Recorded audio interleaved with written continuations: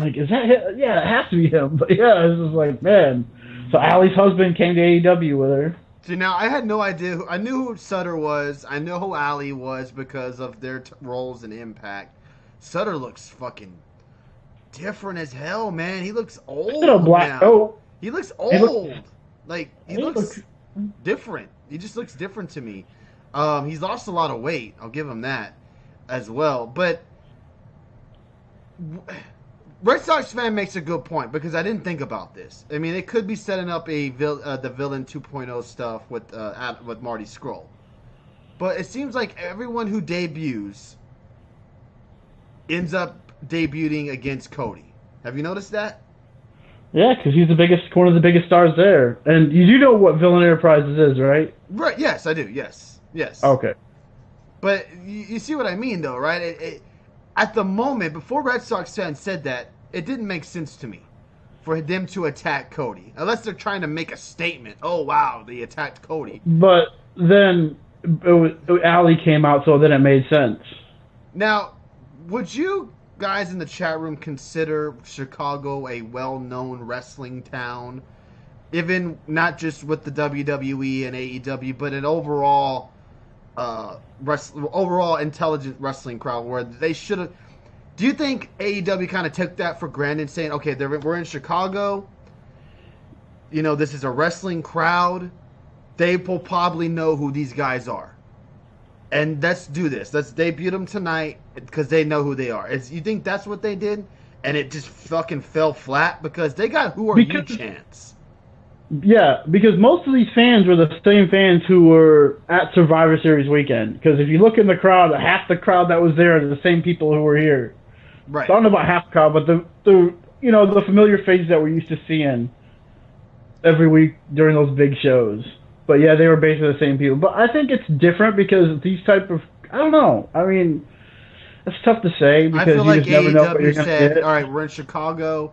We're in a wrestling city. They know they're wrestling. Let's debut these guys because they're gonna know who they are. And regardless if they don't know who they are, they're still gonna have that holy shit, holy shit. We've got none of that. Crickets, crickets." And I'm gonna get to Mr. AEW's comment in just a minute. My other gripe is you have a woman, unless she's gonna wrestle, okay, and then I'll take this back. You have a woman in Allie who is very talented. Didn't really care for her gimmick and Impact, but she could still wrestle. And now you turn her into a manager? Like, come on, man. Like, you are already hurting in the women's division as it is already. You were kind of building up Allie into a feud looking like a feud with Brandy and Kong. And then you just swipe it away like that and put her with the Butcher and the Blade? Like, No, I think it's going to be a team where she's still going to wrestle. I don't. It's The way gonna, she dresses now doesn't feel like a wrestler to me. It feels like a manager. You know, the I high mean, she can. heels, the leather. You know, it doesn't. It seems like they're transitioning her to a. I'm trying to think of a good woman manager. Like I don't want to say Lana because that would be horrible. But I'm trying to think of a good, powerful woman. You know, that's who that looks like they're turning her into. It's just weird, you know, with the talent they have with her, and then MLW. it's just weird. Let's get to the comments before we get to, move on. Cornette's gonna have a fucking field day. He's so right. All they do is hire their friends because New Flash Sutter is banging Alley. Well, they're married. They are married. They are married. The debut was mad. He's the big baby face. Oh, you're talking about Cody. Mr. AW says, I thought it was a horrible debut. No one knew who they were. I saw them in Blackcraft Wrestling and completely forgot them. They needed my time or Alley hitting at a Butcher and Blade. Something I think AEW's relying too heavily on Wrestling Mark's commitment and wide knowledge. They have to clue on casuals to a certain degree. This is not how you debut a tag team no one knows about. That's a good point, and they should have did it. I think that's what they did. They went into last Wednesday night thinking we're in a wrestling city, and they're gonna mark out regardless if they know them or not, and it just fell flat. You have to promote with Cody or Jericho or Moxley. It's the only people non-marks know. And why the fuck is everyone in AEW the goddamn Undertaker coming through the ring and making the lights go out? I mean, these guys haven't wrestled in Chicago. I think they were mainly in Boston area. They work mainly in the Boston and Canada area. Yeah, Says I saw. I've seen Babaluski. some Canadian promotions tweeting about them. Yeah, so that makes sense. They need to take a class on how to introduce characters. Yeah, because most of the time, their debuts kind of fall flat, unless you're a big time name like a Moxley or something like that. It feels like some of these debuts have been kind of flat. What am I reaching with Red Sox fan? Please continue. Think about the Alley, saying Allie's not going to be a wrestler anymore. I don't know. Allie used to be a good wrestler, but every time I see her wrestle now, she's not good. I don't know what happened, says Mr. AEW. I mean, Luna Vachon was a manager. Yeah, I guess she could. Maybe she could be the Luna Vachon. Sherry. She could be the Luna Vachon where she manages and wrestles, but I just feel like they're transitioning her away from wrestling. It's just kind of weird. She's going to be the next Brandy Rhodes. No. Well, here's something to think on. Voodoo Brandy and Awesome Khan steals a lock of Allie's hair one week. Then this Dark Bunny Allie returns with dark friends. Someone keep a lookout on the other chick they attacked. Who was the other chick that she attacked? I can't remember.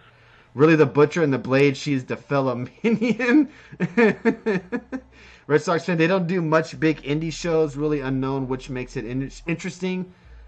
She wouldn't be in the... Allie is going to wrestle. She wouldn't be in the top 5. They could have done these quick 10-second flashes of this team before they appeared. And listen,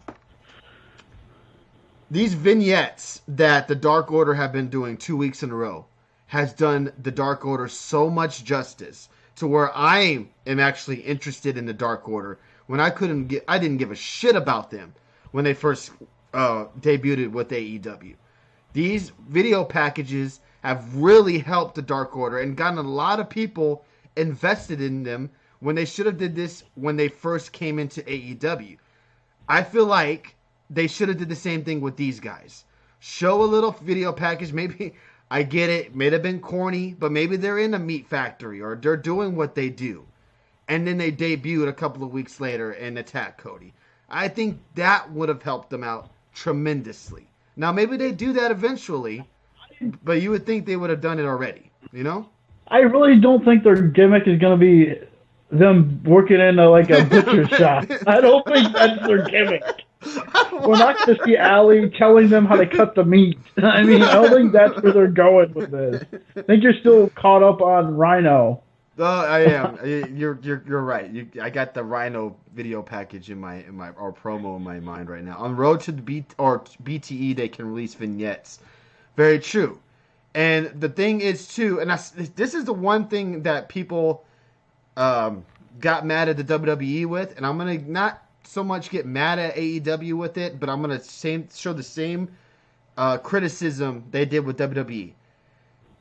On WWE on the pre-show, I forgot what they did on the pre-show, but they didn't clarify or mention what all went happen on the pre-show. So a lot of people came into Survivor Series kind of like, what the hell is going on? I forgot what happened on the pre-show that they didn't mention on Survivor Series. I wish I knew, because in this comparison is kind of pointless. But I shouldn't, as a fan of AEW, have to watch the Being the Elite and have to watch all their YouTube stuff to know who people are.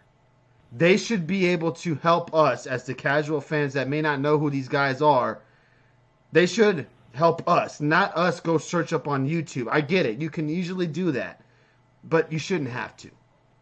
Is that a good point, Dave? Or is that, kind of stupid? I mean, I understand your point, but to me, they're booking this show. AEW is about the fans who have been following them with all the Being the Elite episodes, who have been with them since the beginning. The show's about them. Mm-hmm.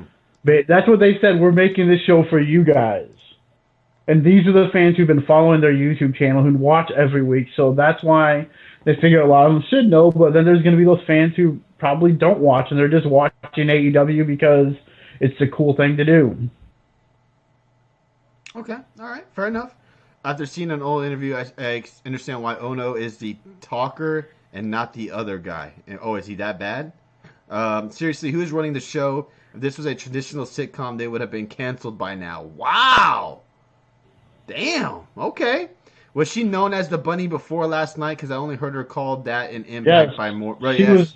Oh, before that, no, not before Impact, no. No, but no. Wait. I thought she was called the. Wasn't she the bunny when she was running the indie scene? No, she was Cherry Bomb. Cherry Bomb. Thank you. I appreciate Yeah, that. she came in as Allie as someone who didn't know how to wrestle, which is terrible.